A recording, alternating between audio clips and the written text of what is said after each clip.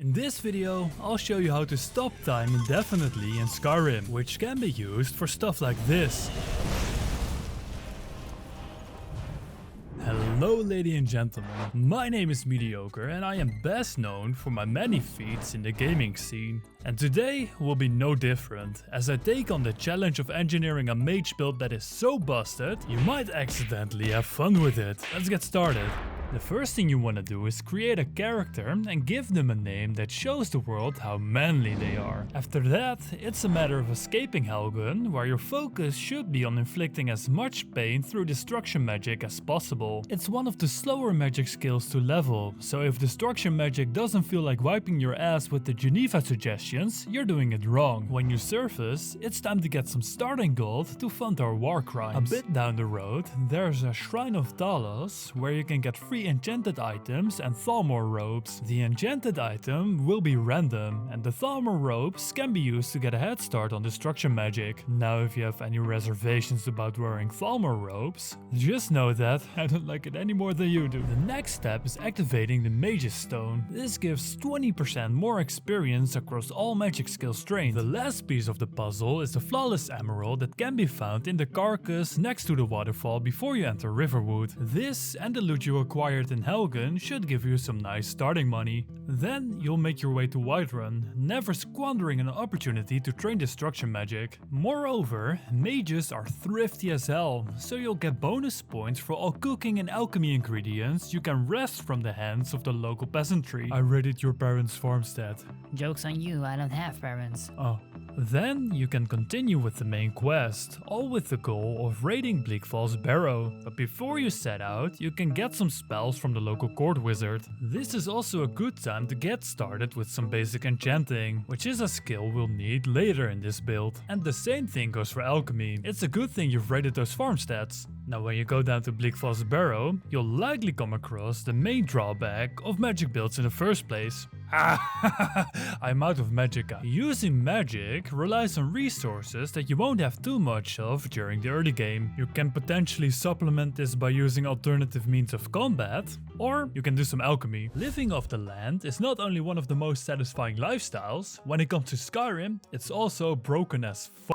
These are some of the more worthwhile recipes for an early mage build, and at earlier levels you can expect their output to look something like this. Increasing with levels and perks, salmon roe can be harvested from roasting salmon at the waterfalls in Riverwood. Granting them a fiery death makes them easier targets, and most other ingredients can be bought from alchemists. These ingredients can be planted in a garden so that you can grow multiple units. These gardens can be acquired from buying a plot of land for your custom built house, which only becomes available after doing the local jarl some favors, like burning their opposition into the ground.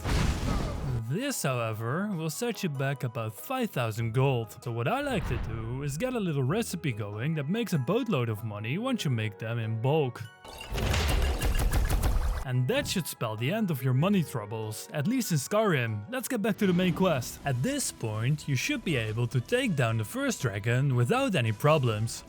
After expertly getting rid of the dragon, the next stop is up the mountains to High Hrothgar. This is important because not only will the Greybeards teach you ancient racial slurs, they'll also send you on a quest to retrieve the horn of Jurgen Windcaller. We must go there post-haste, cause it might not look like it, but this place holds the key to everything. Firstly, it gives us a way to reliably train the restoration skill. At the end of the dungeon, there's a room full of sprinklers that shoot flames, and if you stand in these, you'll have a way of healing yourself up constantly. And when you reach level 30 restoration, you can pick up the first rank of the recovery perk, and this will give you a permanent passive magic regeneration. Secondly, this room can be used to continue the main quest, which not only gives us an option to ignore Delphine, it will also grant us the option to travel to Solstheim. Because after this quest, there's a small chance that you will be followed by cultists, and they make the mistake of trying to kill you.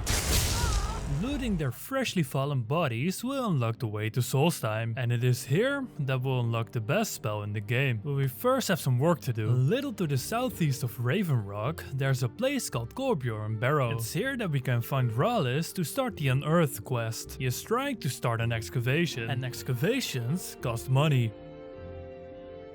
That's where we come in. If we can front 1000 gold, Rallis will take care of a mining crew. So a few days go by and the entire mining crew gets butchered. It's then up to us to clear the barrow of Draugr, after which we'll be rewarded with the boots of Jesus Christ himself. Returning to Rallis, we find out that replacing dead employees is expensive and notifying next of kin is awkward as hell. But for just 2000 gold, Rallis can get together a new crew to continue our endeavor. More time passes and the crew once again winds up entirely dead. And it's once again up to us to clear any Draugr that have infested the barrow. This grants us a ring that will help us continue our war crimes. But believe it or not, it's not the ring we're here for today. For that, we'll need to repeat the cycle one more time. At this point, we find out that Rallis is actually a huge racist. You go make the Draugr dead again, and I'll keep the rest of these in-laws from running off. Luckily, this is the last time we have to deal with him, so we delve into the barrow one more time and we solve the puzzle at the end of the dungeon. It's just as easy as walking across all the tiles which will open the door.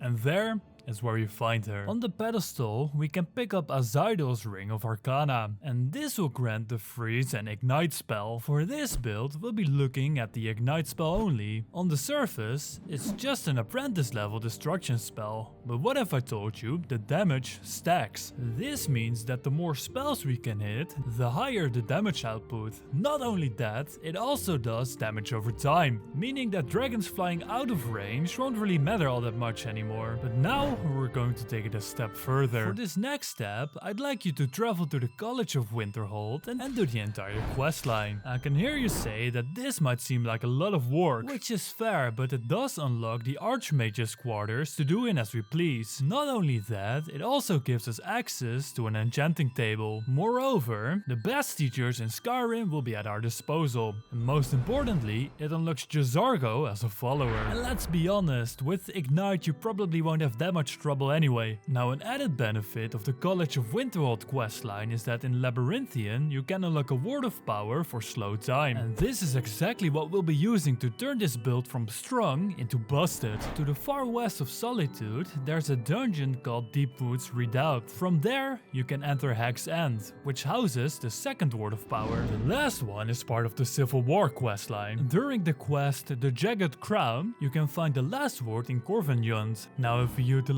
some quick maths, we can calculate that the slower the passage of time, the more Ignite spells that can be placed, which ends up looking like this, leaving the mammoth to speedrun the 5 stages of grief, as he realizes that he'll cross the Rainbow Bridge in a matter of nanoseconds. In short, combining the slow time shout with the stacking effect of the Ignite spell results in a death sentence before your victim can breathe. Now, it's time to bring it all home. And these perks will ensure you'll get the most out of this build. For destruction magic, it's important that you have at least Apprentice Destruction. Despite Ignite being one of the most broken spells, it's classified as Apprentice. Next to that, it's also important to unlock Jewel Casting and Impact, as this will ensure you won't be interrupted as you prepare to send your target to hell. Lastly, Augmented Flames and Intense Flames will increase your damage output and add a fear effect to your flame spells. Altogether, your destruction distributions should look something like this. Moving on to Illusion,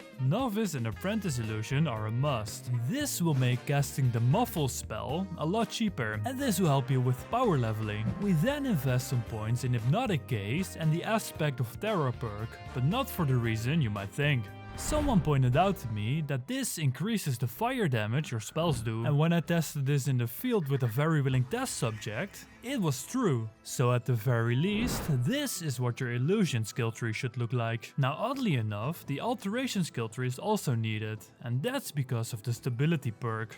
Alteration can be trained in front of the gates in Solitude. If you cast a Mage Light spell into the mountains, it will significantly increase your alteration skill, and it won't be too long until you reach level 70. We do this because the slow time effect actually counts as an alteration spell for some reason. If we then also add shout reduction to our character, we can stop time almost indefinitely. So this is what your alteration skill tree should look like. Now, there is only one obstacle we haven't tackled yet, and that's the magicka usage. damage. For this, we only need to get our enchanting level to 100. After that, it's just a matter of picking out headgear, an amulet and chest armor to fortify destruction with. That ensures we'll never run out of magicka again. You can min-max like a fucking nerd to make this even more potent, but strictly speaking, this is not really needed, as even without the full magicka reduction, I never run out of it anyway. And that's the full build. Let's see how it measures up against a nobody like the Ebony Warrior.